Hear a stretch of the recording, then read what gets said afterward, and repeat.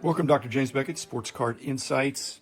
Thanks sponsors, Topps Panini, Upper Deck, Heritage Auctions, Huggins Scott Auctions, Mike Stadium Sports Cards, Burbank Sports Cards, ComC.com, and Beckett Media, Beckett Grading, Beckett Authentication.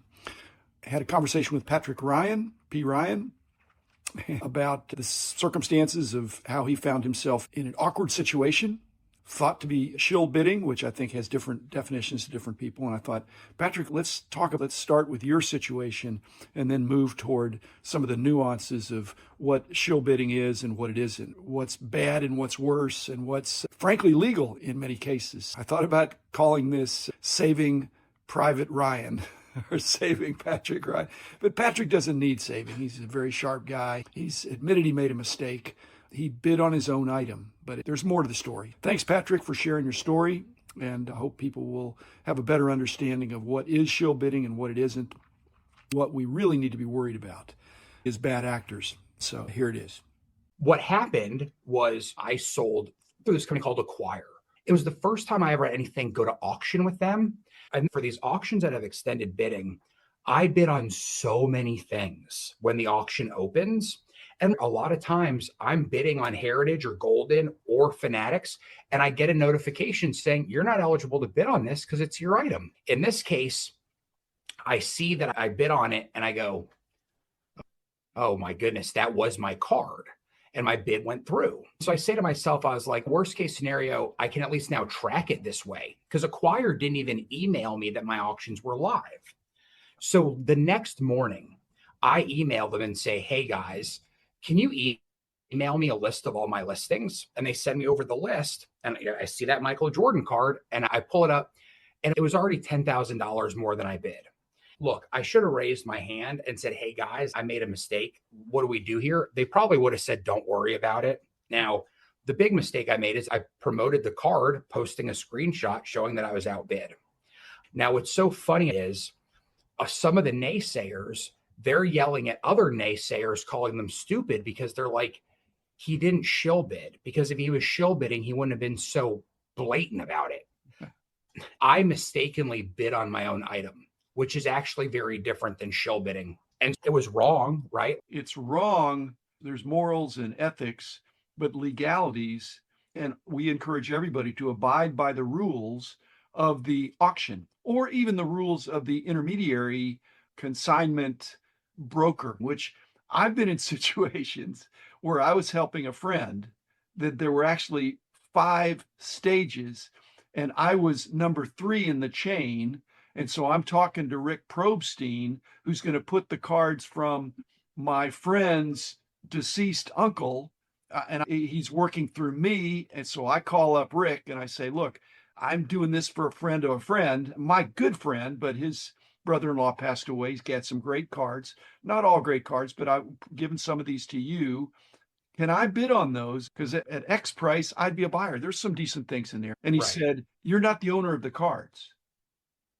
I said, I know, but I'm consigning them to you on behalf of my friend whose wedding I was in, who's doing it for his nieces and nephews. And he said, then it's going to eBay. eBay isn't going to catch it. Rick is saying, I understand if you were the consigner of your own cards, then no, you shouldn't do that. Correct. Don't bid on it no matter what.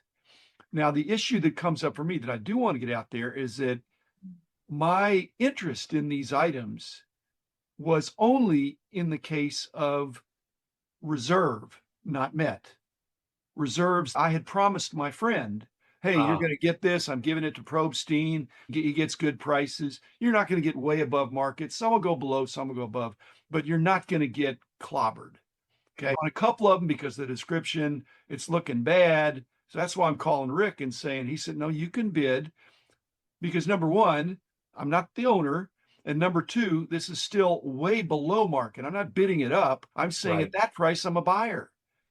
And if you allowed me to have a reserve, it would be reserve not met, which is in effect putting in a bid for the consigner. There's so many tangential issues. When I made this mistake, I tell the Acquire guy, firstly, the Acquire guys will do a better job of reminding people. So they've got to build technology. Here's the links to your auction.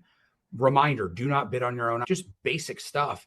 And I said, why don't you just tie my name to everything? And they're like, We would never do that. We need the anonymity because we don't want you to get poached. By the way, my post where I showed that I was outbid was live for 18 hours before anyone noticed. Mm.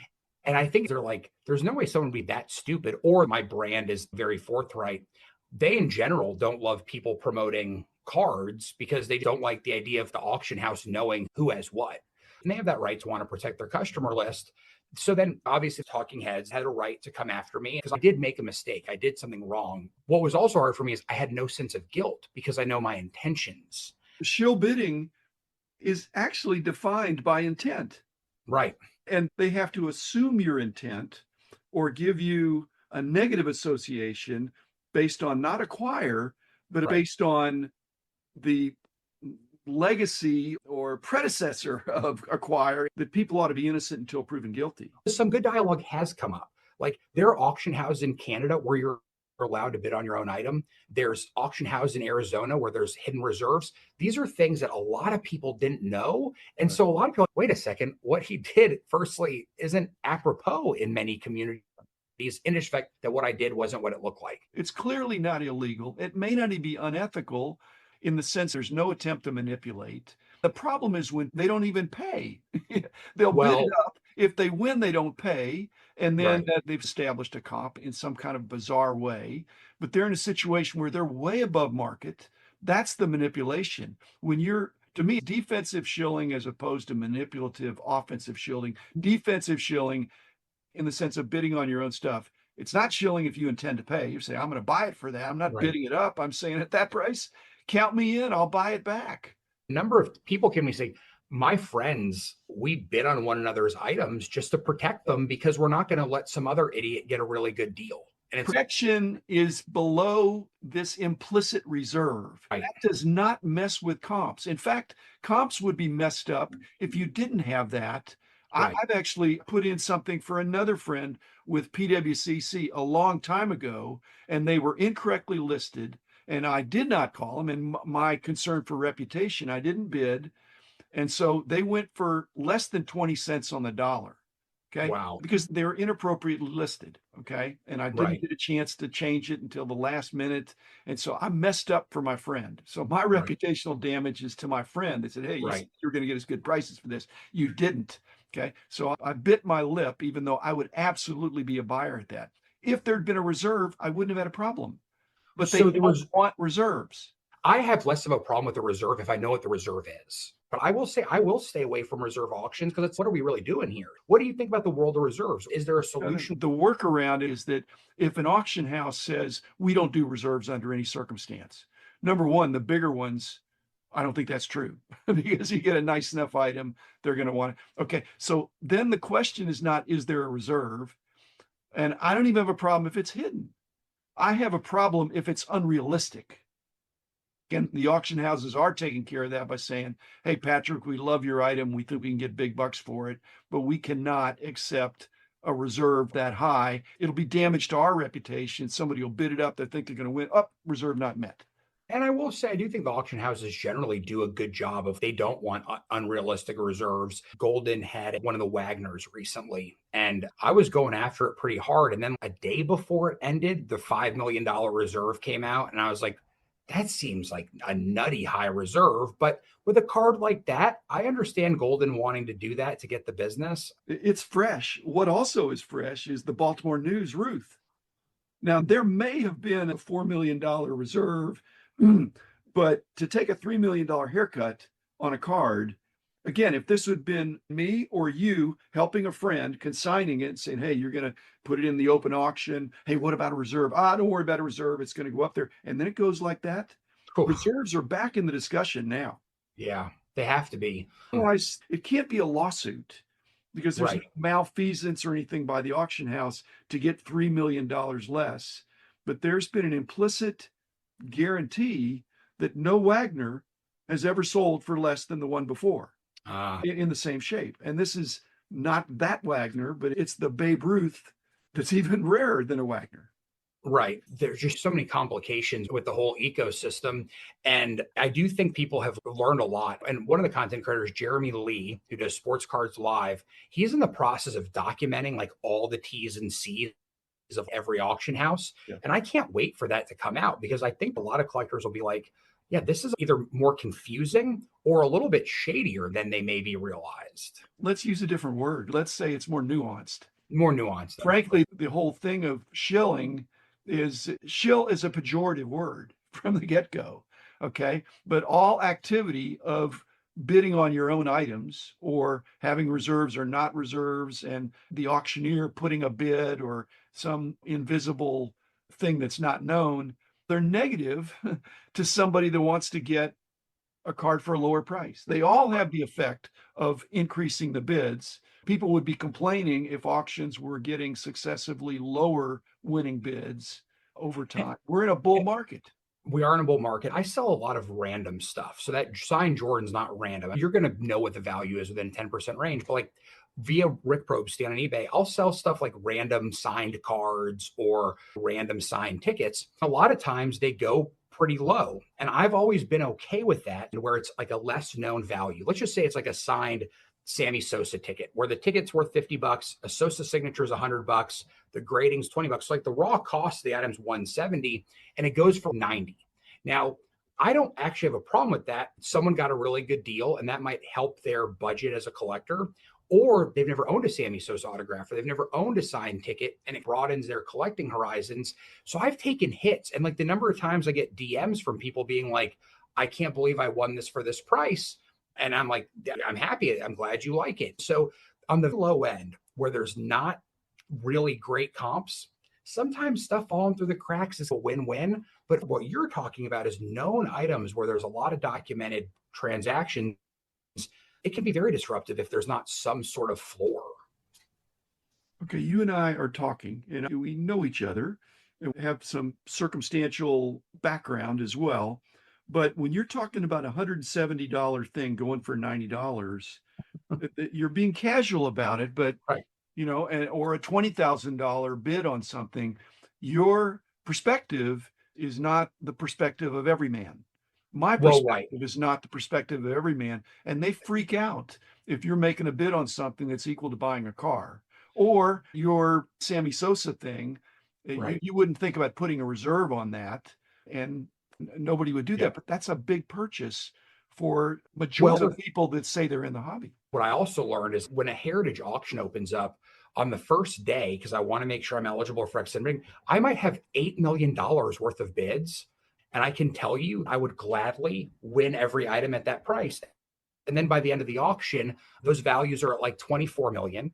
And I've won $150,000 worth of items. Yeah. But I wanted to be in on the action just in case something on the day of, look, by the way, this bothers people. I casually bid $20,000 on a Michael Jordan card. Guess what? I won the $500,000 signed Babe Ruth card in Heritage the same weekend. Okay. And so my perspective is skewed. So at least I got to learn from a lot of people that they've never bid in the Fanatics premiere. They've never bid in Heritage. And so they don't have the perspective of needing to have 100 items bid on. You put in bids you intended to honor if you'd have been so lucky, and you were agnostic as to which ones you would win. Okay, I Right. get that. There's also provisions in auctions that go into overtime that you can't participate in overtime unless you've placed a bid.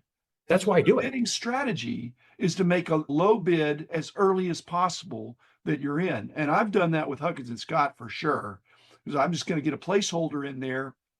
And it usually goes many bidding increments over that. The rational strategy is to bid early and low, and then you purchased an option for a very low price. That's exactly what I try to do. And now look, Golden actually, maybe 6 months ago, I didn't know that they did this. You no longer have to have already bid to be eligible for extended. I saw that and I didn't like it I hate it. because it allows you to get sniped by somebody that had no skin in the game. Yeah. It doesn't seem like a fair game to me.